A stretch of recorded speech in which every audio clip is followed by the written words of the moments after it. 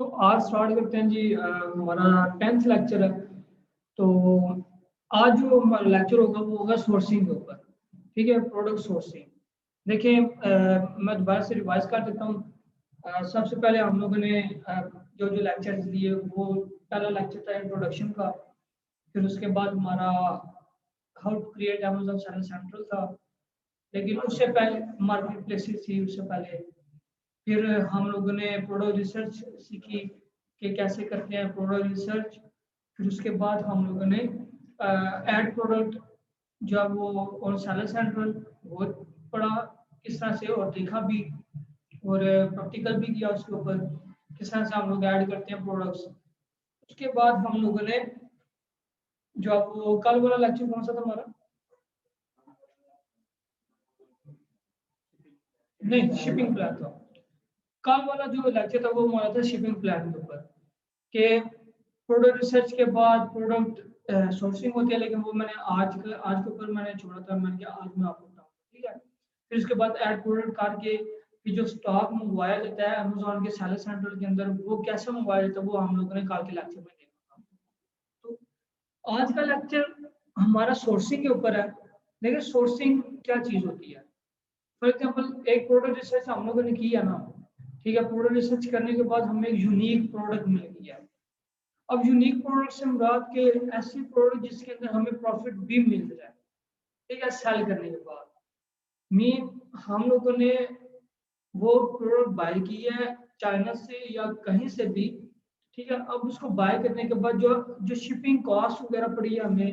अब shipping cost क्या होती है कि चाइना से जो जो सर कोरियर उठा के लेके आ रही है ना अमेज़न के वेयर हाउस का, उसमें भी डेफिनेटली कुछ चार्जेस देने हैं, ठीक है। इसको कहते हैं शिपिंग कॉस्ट। तो शिपिंग कॉस्ट जो है वो भी ऐड होनी है उसमें। फिर उसके बाद जो FBA फी है, अमेजोन की जो फी होती है वो भी उसमें कैलकुलेट होती है। फिर उसके बाद रेफरल फी होती है वो भी उसमें कैलकुलेट होती है।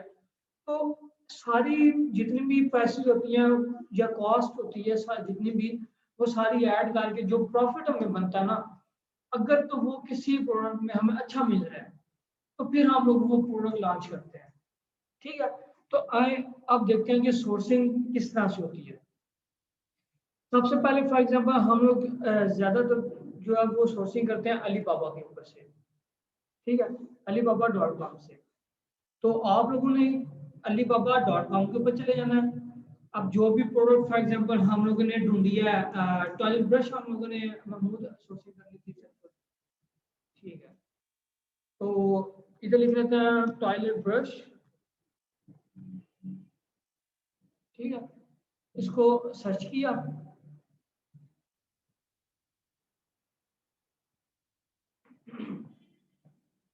अब हमारे पास नीचे जो है ना वो टॉयलेट ब्रश आ गए। ये आपको नजर आ रहे होंगे, सबको नजर आ रहे हैं, ठीक है। अब जो हमारा टॉयलेट ब्रश है वो इस तरह का है, ठीक है। लाइक ये चीज हमारी टॉयलेट ब्रश की, ठीक है। अब बिल्कुल गोल नहीं है, वो थोड़ा सा इस टाइप का है, ये चीज है उसमें। तो आप लोगों ने क्या करना है, आप लोगों ने जो रिलेटिव प्रोडक्ट से मिलते जुलते ब्रशेज हैं, ठीक है, जो टॉयलेट ब्रश है उसको आपने ओपन कर लेना न्यू टैब के अंदर। जैसा ये मैंने न्यू टैब में ओपन कर लिया। और क्या करें, ये भी हैं लेकिन ये दूसरे टाइप के हैं, इनका हैंडल बना हुआ है।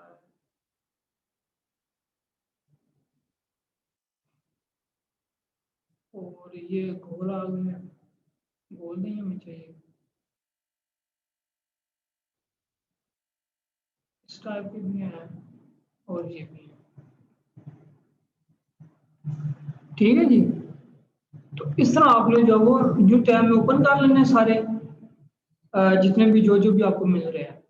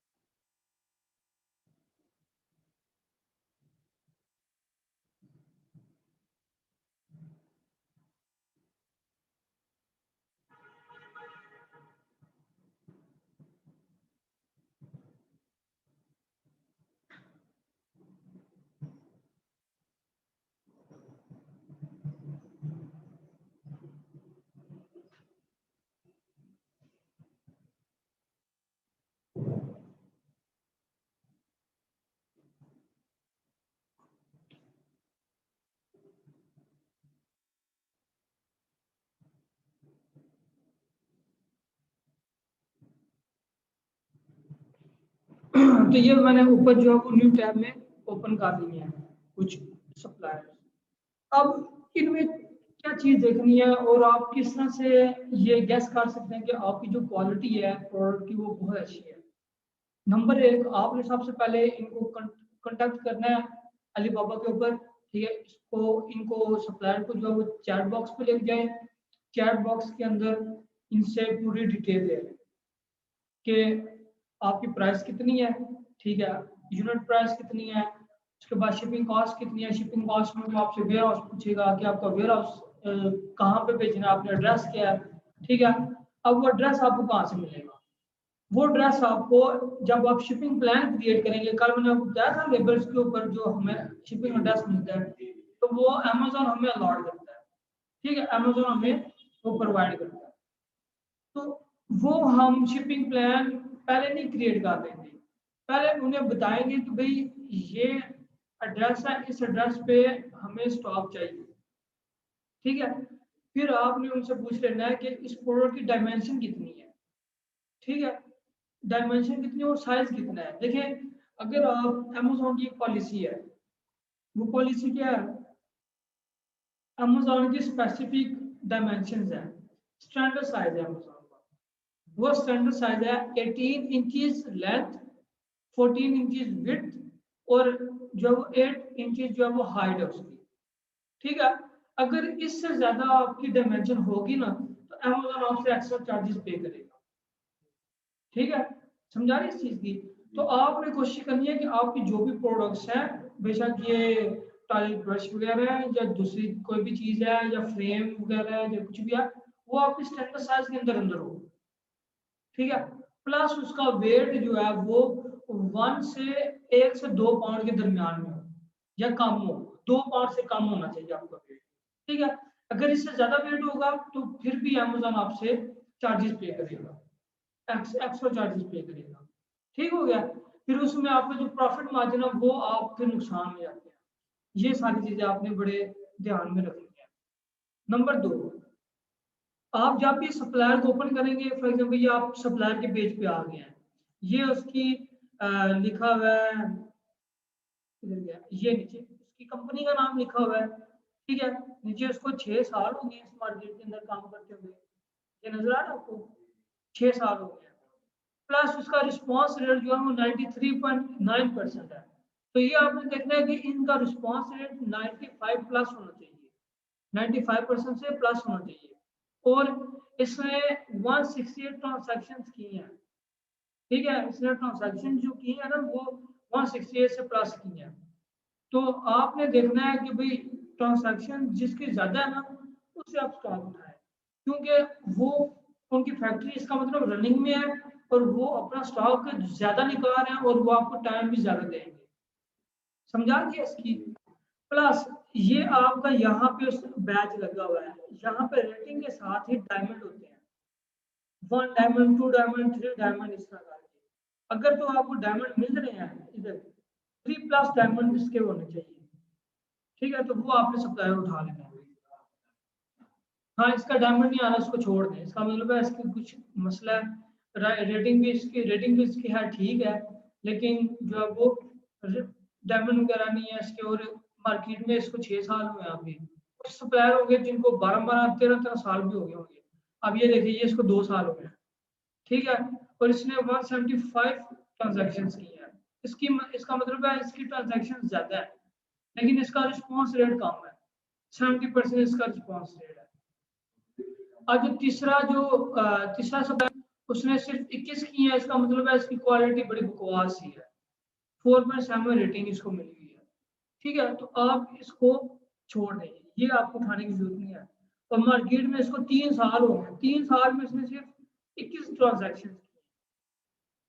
तो इसका मतलब यह कि जो पहले वाला था ये वाला, ये जो है वो कुछ बेटर है, इसकी रेटिंग भी अच्छी है, इसका रिस्पांस रेट भी अच्छा है, ट्रांजैक्शन भी इसके ठीक है और इसने डिलीवरी भी टाइम में की हुई है, ठीक है। आपने ये चीजें पहले चेक कर लेनी है सप्लायर की लिस्टिंग के ऊपर। हाँ जी, ये सोर्सिंग है, ये सोर्स ऑफ प्रोडक्ट है, क्या हम लोग प्रोडक्ट की सोर्सिंग कर रहे हैं और किस तरह से हम लोग प्रोडक्ट को सोर्स करते हैं, ठीक हो गया जी। अब आ जाते हैं अंदर की बातें डिस्कस करते हैं कि हम लोगों ने जब आप ये देखें इसमें लिखा हुआ है स्टार्ट ऑर्डर, आपने स्टार्ट ऑर्डर नहीं करना, आपने कॉन्टैक्ट सप्लाई करना, क्योंकि हमने सप्लाई से कॉन्टैक्ट करना है। ठीक है, इसके ऊपर क्लिक करेंगे, फिर आप चैट बॉक्स में चले जाएंगे। चैट बॉक्स में जाके सबसे पहले तो आपने उससे रेट जो है वो डिस्कस करना है, समझा गया? जब आप उससे रेट डिस्कस करेंगे ना, वो आपको प्राइस बता देगा। और हमेशा बात याद रखें, जो एक प्रोडक्ट की प्राइस होती है ना, ठीक है, वही आप अगर 10 प्रोडक्ट की प्राइस पूछेंगे ना, वो कम होगी। 10 प्रोडक्ट की प्राइस जो है वो कम होगी बनिस्बत एक प्रोडक्ट की। एक प्रोडक्ट की प्राइस हमेशा ज्यादा होगी। ठीक है, तो आप उससे हमेशा जो है वो ज्यादा प्रोडक्ट्स की प्राइस पूछें। For example 100 pieces, 200 pieces, 400 pieces, 500 pieces, 1000 pieces. अब जो 100 पीसेस हैं उनकी प्राइस और जो 200 पीसेस हैं उनकी प्राइस में डिफरेंस होगा। ठीक है, अब हो सकता है एक जो 100 पीसेस हैं उनकी प्राइस वो आपको दे रहा हो पर पीस $1.9, जो 200 है वो आपको दे रहा हो $1.8। ठीक है, जो 500 है वो आपको शायद दे रहा हो $1.5, जो 1000 में है वो आपको शायद दे रहा हो $1.2 में। ठीक है, इसका मतलब यह है कि जैसे जैसे क्वांटिटी हमारी इंक्रीज होती जा रही है, प्राइस हमारी डाउन होती जा रही है।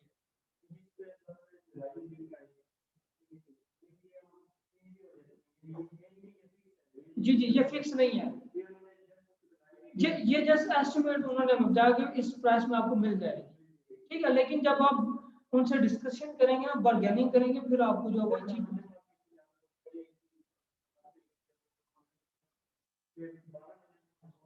जी जी, ऐसा बिल्कुल ऐसा ही है। ठीक है, अब दूसरी, ये तो होगी पहली चीज, आपने उनसे प्राइस पूछ लेनी है। दूसरी चीज मैंने आपको बताई थी, शिपिंग कॉस्ट आपने पूछे हैं भाई। 200 यूनिट आपने यहाँ से यूएसए में भेजे हैं तो उसकी प्राइस क्या होगी, उसका रेट क्या होगा, वो आपने उनसे कंफर्म करना है। ठीक हो गया। तीसरी चीज आ जाए, तीसरी चीज आपने उनसे पूछना है कि भाई आप कौन सी प्राइस हमें दे रहे हैं। अब इसमें 3 प्राइसेस होती हैं, एक डीडीपी प्राइस, एक होती है एफओबी प्राइस, और एक होती है ईडब्ल्यूएक्स प्राइस। अब इन तीनों में फर्क क्या है, डिफरेंस क्या है? अब जो हमारे पास डीडीपी प्राइस है, ये है delivered door to door post. ठीक है, ये डोर टू डोर डिलीवरी होती है। जी जी, उन चाइना के सप्लायर जो सप्लायर की फैक्ट्री है वहां से लेकर अमेजोन के वेयर हाउस था, अगर वो आपको डीडीपी प्राइस देता है तो वो उसकी रिस्पॉन्सिबिलिटी है। ठीक हो गया। Number 2, FOB. एफओबी क्या है, फ्री ऑन बोर्ड। वो आपको क्या करेंगे, जो सप्लायर है ना, सप्लायर वो आपको जो हमारी पोर्ट होती है, पोर्ट फॉर एग्जाम्पल चाइना की पोर्ट है ना, सी पोर्ट वगैरह, सी पोर्ट हो गया, एयरपोर्ट हो गया। ठीक है, वो पोर्ट तक आपको फ्री डिलीवरी देंगे, लेकिन आगे वो रिस्पॉन्सिबल नहीं है आपके स्टॉक के। ठीक है, आगे आपके स्टॉक के वो रिस्पॉन्सिबल नहीं है।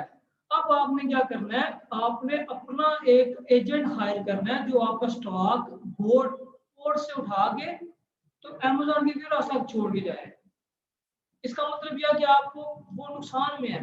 अगर आप एफओक्यू उठाते हैं तो उसमें आपको रेट ज्यादा मिलेगा, क्योंकि जो सप्लायर अगर आपको दे रहा है ना सर्विस, डीडीपी प्राइस दे रहा है, इसका मतलब है उनके अपने फॉरवर्डर्स हैं।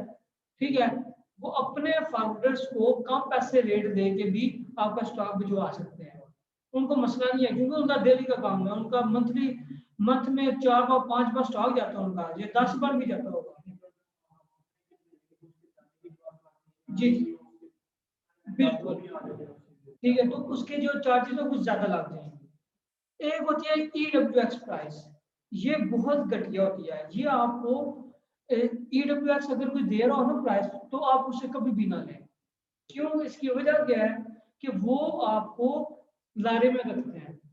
आपको कभी भी वो एग्जैक्ट जो आप नहीं बताते, डेट नहीं बताते कि आपका कब स्टॉक पहुंचेगा। EWX आपको मिल जाए ना, इसका मतलब ये है कि अब वो उन्होंने चीपेस्ट से चीपेस्ट जो कैरियर है ना, जो कोरियर है जो, ठीक है, वो उन्होंने हायर करना है और उसके जरिए बेचना है आपका स्टॉक। और वो बेशक वो क्या है कि महीनों के अंदर पहुंचे आपका स्टॉक अमेज़न के वेयर हाउस में। जी जी, ठीक है। तो आपने EWX प्राइस कभी भी नहीं लेनी, इस चीज की समझ आ गई है।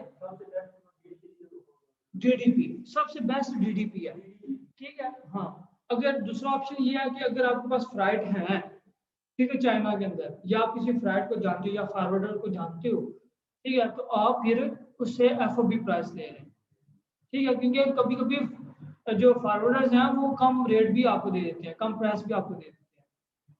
समझा दी थी। मैन्युफैक्चरिंग डे आपके पास 10 भी होने चाहिए, हाँ मैं तो कहता हूँ कम से कम होने चाहिए, 5 हो या 4 हो, मैक्सिमम आपके पास 10 होने चाहिए, इससे ज्यादा ना हो।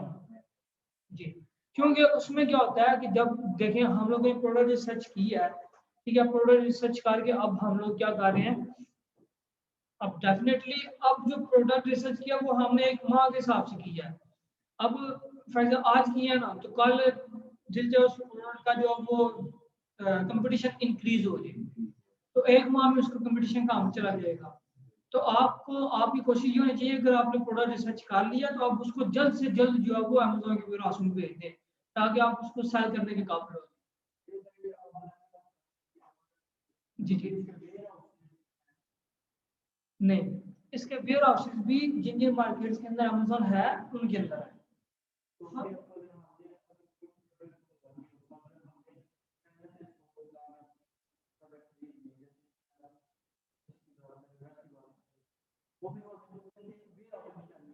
जी जी,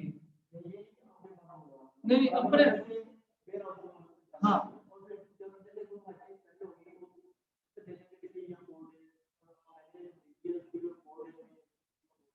जी जी बिल्कुल, हाँ जी बिल्कुल ऐसा ही है।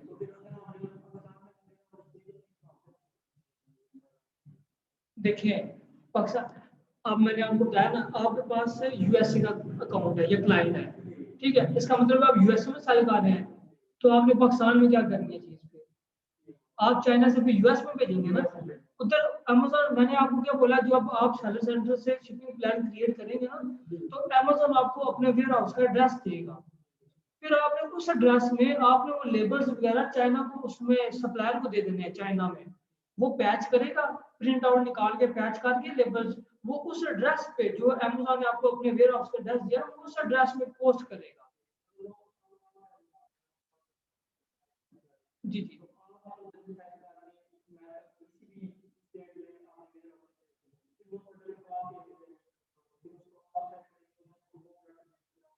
जी जी बिल्कुल ऐसे ही है, ठीक है।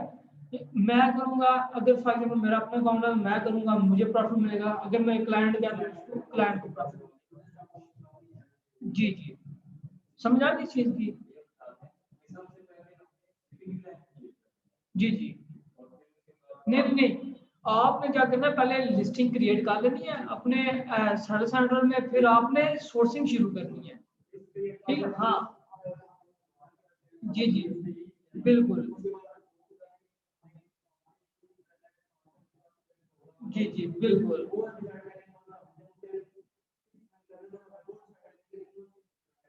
बिल्कुल, जी जी ऐसे ही है बिल्कुल, ठीक है। फिर उसके बाद आपने शिपिंग प्लान क्रिएट करना है, ठीक है, शिपिंग प्लान क्रिएट करने के बाद फिर आपने लेबल्स सप्लाई को देने हैं, फिर आपका स्टॉक जो शिप होना है अमेज़न के वेयर हाउस में।